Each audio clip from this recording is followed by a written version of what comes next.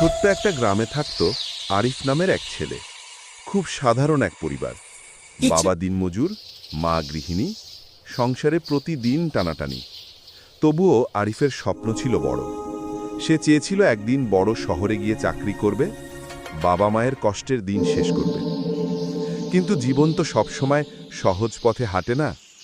SSC পাশ করার পরেই আরিফের বাবা অসুস্থ হয়ে পড়লেন। সংসারের দায়িত্ব তার কাঁধে এসে পড়ল। বয়স তখন মাত্র 17।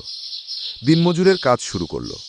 সকালে কাজে যায়, রাতে ক্লান্ত শরীর নিয়ে ফিরে আসে, তবুও মুখে হাসি রাখত, কারণ জানত কান্নায় কিছু বদলায় না।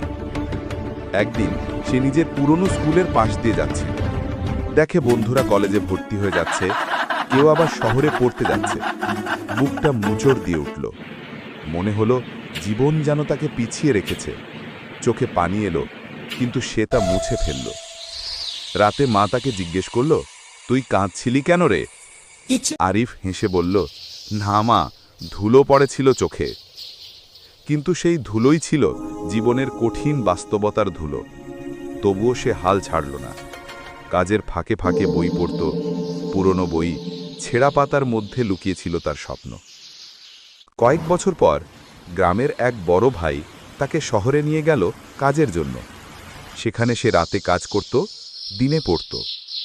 10 বছর পর সেই আরিফ এখন একটা বড় কোম্পানির হিসাবরক্ষক। বাবা মা এখন শান্তিতে আছে, নিজের বাড়ি হয়েছে। একদিন পুরনো গ্রামে ফিরে গিয়ে সে বলল, জীবন কষ্ট দেয়, কিন্তু যদি তুমি থেমে না যাও তাহলে সেই কষ্টই তোমাকে শক্তি দেয়। গল্পের শিক্ষা: কষ্ট জীবনের শেষ নয়, বরং কষ্টই মানুষকে গড়ে তোলে, পথ দেখায়, আর সেই কষ্টের ভিতরেই লুকিয়ে থাকে সফলতার আলো।